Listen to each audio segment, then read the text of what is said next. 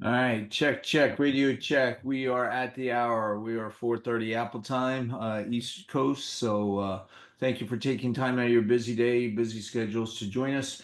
If you're watching us from out there in the virtual world, you're on live stream on LinkedIn. Welcome. The format is that we go 15 to 30 minutes. Tonight I may be a little long because it's been a while since some of these conversations I've had. So I'm going to do a little bit deeper dive. So if you got to go, I get it, but this will be recorded. If any, before we get started, if somebody wouldn't mind typing into chat that you can see me, hear me, that everything's good, we'll go ahead and get started.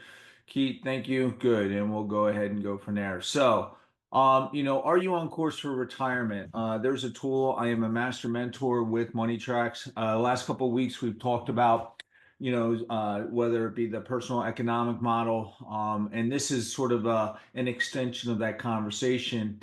And so, how well do you feel you are prepared for your retirement? There's no right or wrong answer, but quite often people sort of have that bias that they're okay when maybe they're not taking into consideration a lot of the risks that are you know um, you know associated or could happen in retirement. If you're on the web and you're on live stream and you've not been to our website, go to www.professionalplanningservices.com and check us out. A lot of good content. What's coming up? That would be great. And then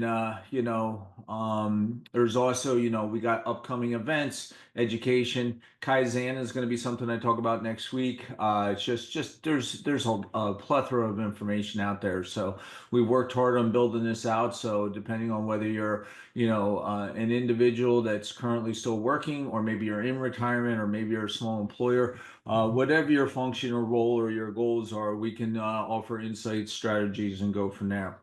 So the four most important questions, I'm not going to be berate this. We've talked about it before, but do you know the answers to the four questions? Which is, do you know the rate of return you need to earn on your savings and investment dollars to be able to live in the future like you live today, adjusted for inflation, to have enough money to last for your rest of your life, your life expectancy?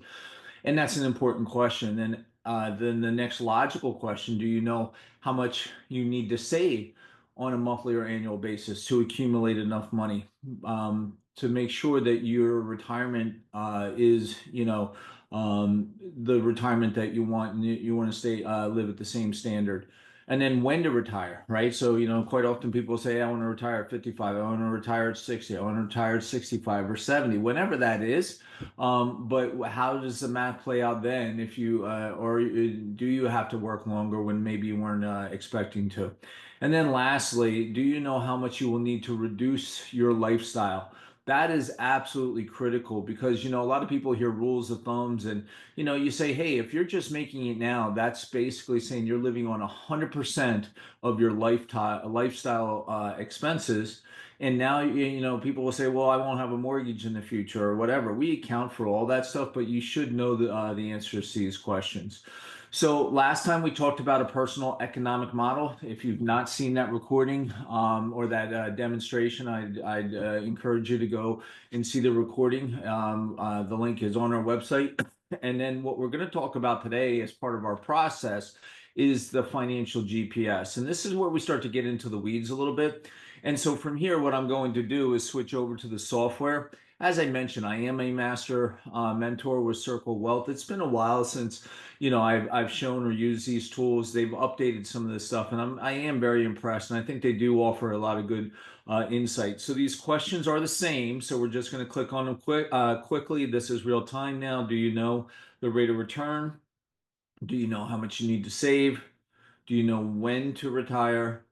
And do you know how much you would have to reduce retirement? So then what happens is it takes us to the slide, which is, and I used a hypothetical client. I named them Fred and Wilma Flintstone. And, Fred and Wilma, I'm showing my age, had one child, Pebbles. And I just wanted to go through this because there's some things I want to point out here. I'm going to turn off some of the tanks, right? So their house, which is a cave, right? And then they had a lien on the cave. So hopefully you can appreciate some of my humor. And then I want to point out right here in this upper corner here, and I'll turn this off in a second. But when we look at this and I hit the pen and I say, hey, right here, this remaining income potential, $3 million. So this person, this tank is bigger than everything else, right? So all I'm trying to show you here is that all the money that will come to you and through you over your lifetime, and what will that look like? So this money comes in, they're making 180. I'm going to take us through them, but I want you just to understand and focus on this tank, and then eventually when they stop working, it goes away, and whatever we've saved will now be in these two tanks here. So, the first thing I just want to take us through is let's look at some of the assumptions that I made, right? So, on financial assumptions, an inflationary rate, we can use any number, but, typically what I'll do is I'll come out to my birthday and say, and for everybody, it's a little different, right? So, and I'll say, hey, what has been the average rate of return or average inflationary rate? For me, it's been about 3.92%. I could use that result. But if let's say that maybe you're a little bit older than me, so maybe 10 years. So let's now we're going to turn around and go from here to here. Well, now it's a little bit less. But that's why when we're using inflationary rates, if you go all the way back since the beginning of time, okay, that's a great starting point, but is it realistic? I think it's a little bit too low, and I like to err towards caution. But I'm going to use 3% now just to keep the math simple. And then, married filing jointly, we can, adjust for that. We can not estimate the tax rate. There's a lot of little nuances we can do. And then, living in New Jersey, 5, 6%, whatever it is. Now, when we're looking to put a rate of return to say, hey, our funds, wherever we're putting that, and we want to sort of project that out into the future, I can use different indices. Dow, I can use, the S&P price, which means it doesn't include dividends. Total return is everything. So, 9.81%, but what I used was from 1999 to 2024. That's just to give us 25 years of data. And I think that because once you hit retirement, right, so it's 65, it's roughly a realistic projection of 25 years until, for being on this planet. And then so the client, right? So there's Fred, he's 60 and he wants to retire at 67. His life expectancy is 84. Now, depending on, what year you were born, I can adjust this. We can use whatever number, but I think it's important, to use something to say, and you're going to see that number 84, why that's relevant here in a second. And then again, he's married to Wilma, who is 10 years younger. But she's got the same retirement age, 67. So she will continue to work after Fred hangs up his cleats. And but her life expectancy was to age 91. And then again, they had Pebbles. I won't get into Pebbles so much, but I just want you to understand that we have the ability to look at this, and that was this tab. Now the next one is how much income do they have? And I'm not going to take us through each of these, but just understand that Fred's income was 100 grand. I wanted to keep the math simple, and that is from current age until retirement age. That's what the CA and RA stand for. Wilma is a teacher. She's making 80 grand a year. Same thing. Current age until she retires. So there will be some money that comes in once she stops.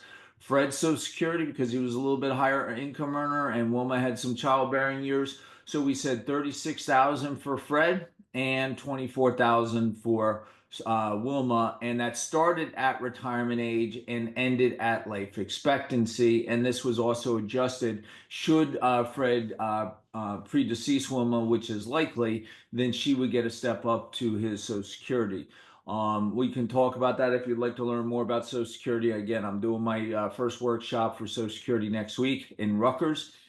So that takes care of those two tabs. Now let's look at the two tanks. We have two tanks. We've talked about this. You have an investment tank, and while we're working, again, we're going to turn around and we're going to say, hey, this money comes to you, 180 grand, that's his 100, and they can take some money and bypass their tank and have it drop directly into their investment tank. But notice this investment tank has no lid on it. And just like today, we had the market sell off, right? That signifies evaporation. And then this tank also has some red into it, and that's the tax obligations. We believe with professional planning services, it's important to have balance between two tanks, one that's safe and one that has some investment. So we'll talk about that. And then, as we continue through, but let's look at where their money was. So he had a 401k, he had about 600 grand, and I just, used an arbitrary number, 7%. It just makes the rule 72, which is if you take the interest rate divided by the number of years, that's how long it'll take for it to double. So at 7.2%, we know that every 10 years your account should double. Then you have Wilma. Wilma, 403B teacher. She's got a balance of 20,000. Again, she started late. She got back into teaching. She hasn't absorbed as much, but she's getting 6%, and there was a match on it. Fred has an old 401k. This is pretty common. We see this a lot of times that folks, they don't know what to do with their old 401k, their old employers. So sometimes they'll leave it behind. Other times they'll try and roll it into their 401k where they're their new employer. We feel that we like our clients to be in control and have options that quite often aren't available in that corporate space for 401ks. So we would encourage you to give consideration to not leaving it behind in a drawer unattended. And then you have Fred and Wilma's joint savings. They had about 100 grand, and notice there's no rate of return there, right? So that's how much money that they had there in their savings and investment tanks. I also want to point out that I point out last time, and I'll do this again, is I want you to see that everything must go through this brass valve right here. So that right there is a tax filter, right? So we had our 180, right? And money went off into, for the 401ks and for matches, but the taxes that were paid, right? And then from there, whatever's left, 114,827, right? They had expenses and then lifestyle, that's the rest of it that they're living on. So they have their, costs to sleep indoors, and then they have some other money left over to pay other lifestyle things. So I point that stuff out just so you have some frame of reference. And this tool is just a great visual for us, and it allows us to have some conversations. And again, this person's living a full throttle. If that all that green is right here, that means that they're spending every nickel. And we believe that you should be allocating funds for the future. Now I'm going to bring up, the let me turn that off. Sorry. Let's pause that. I'm gonna move this now. That popped up. Let's hit clear. There we go. And then so the cave, right? Their cave is worth $600,000, and because their cave, there's a little bit of red there, so there could be some taxes due depending on what they paid for it. And then they owe still 200,000. This is a lot of times people's goals are like, hey, listen, when I get to retirement, I don't have a mortgage. I want to pay off my house. And it's a great asset, but you've done a great job. You have an asset, but a lot of things can affect that. And so having conversations, should we keep it? Should we move? Should we sell it? Where do we live? I mean, there's so many variables. So again, these are all conversations we're well versed in.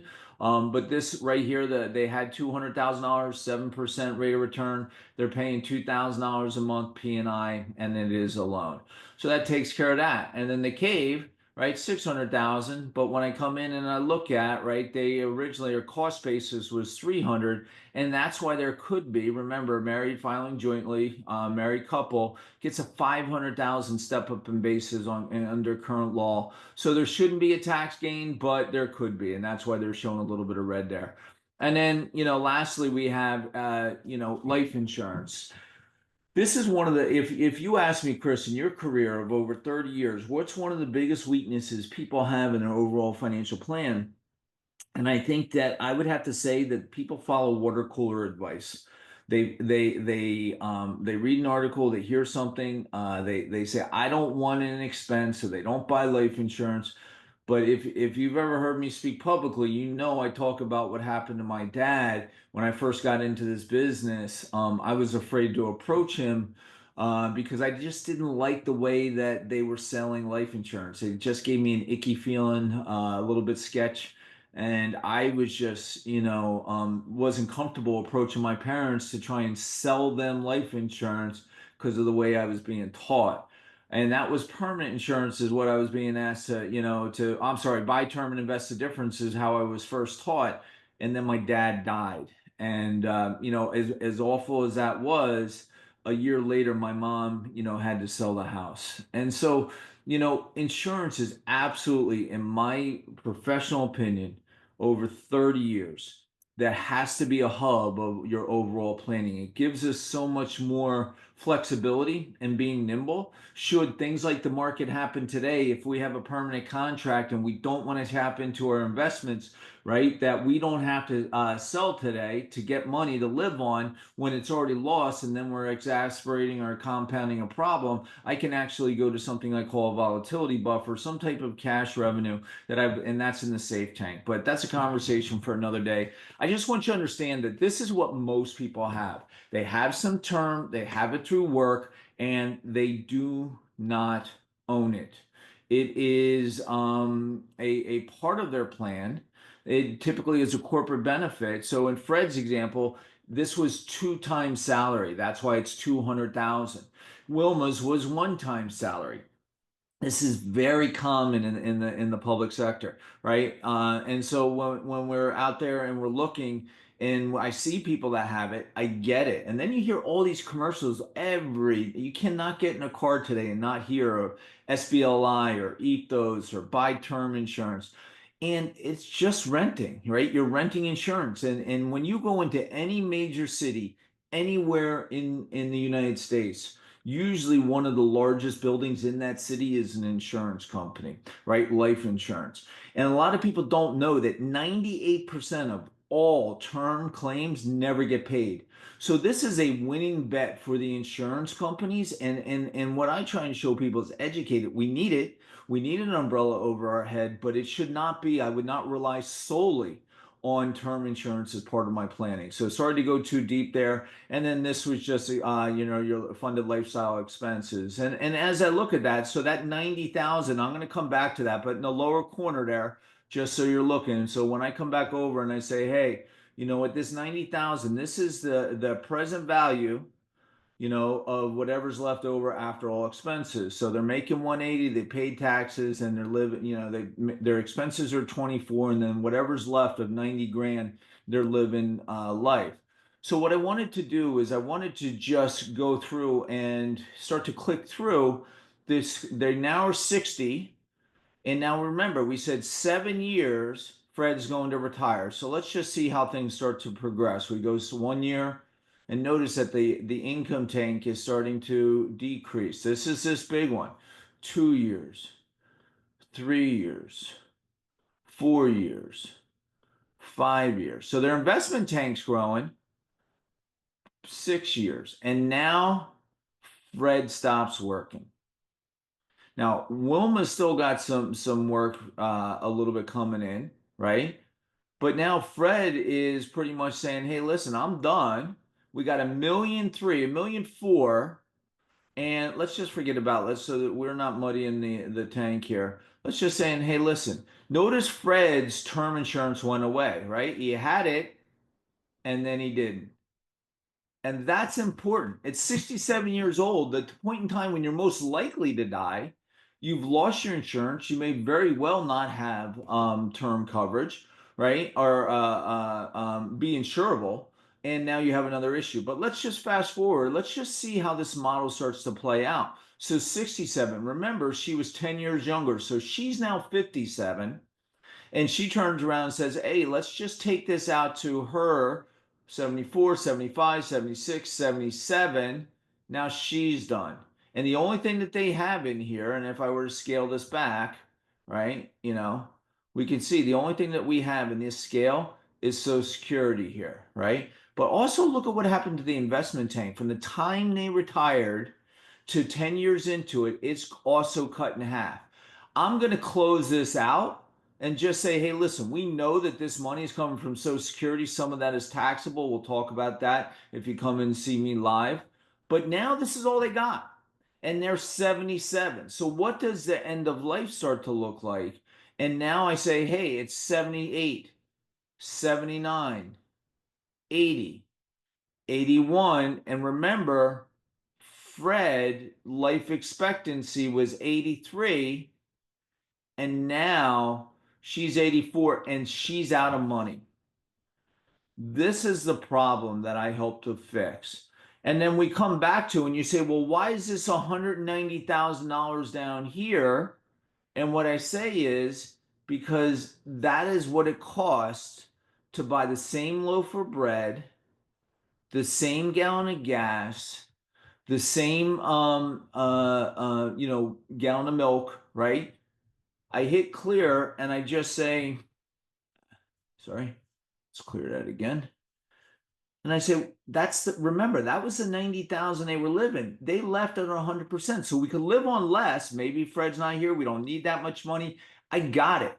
But right now, the only income that they have, they still got 100 grand living in the bank, right? And now they're out of money the next year. And now the only thing, notice this green tube is now almost a quarter. And so the end of life for Wilma in this example would be troubling, to say the least. So, I just like this. And then, one of the things, if you decide you'd like to get with us, one of the things we can start to show are different hazards, right? So, what are other hazards that we can have and we should be concerned with? Not only inflation, long-term care. That's what I'm talking about here. Market volatility. What happens if when I mentioned the market turns around and takes a dip like it has today? And then premature death. I always think death is always premature, but unexpected, absolutely. So, what's our plan when life happens and are you prepared? So, I wanted to take us through that because here's the last part of this is now when I come to the four questions for them, right? And when I come back over and we can run this for you, I say, all right, what is the rate of return that we need adjusted for inflation, right? To live at the same style of living today as we want, or into the future as we're living today. What would that rate of return need to be? And I click on this button and I calculate it. And now to make it out to, just 100, I need 9.7% versus 6%.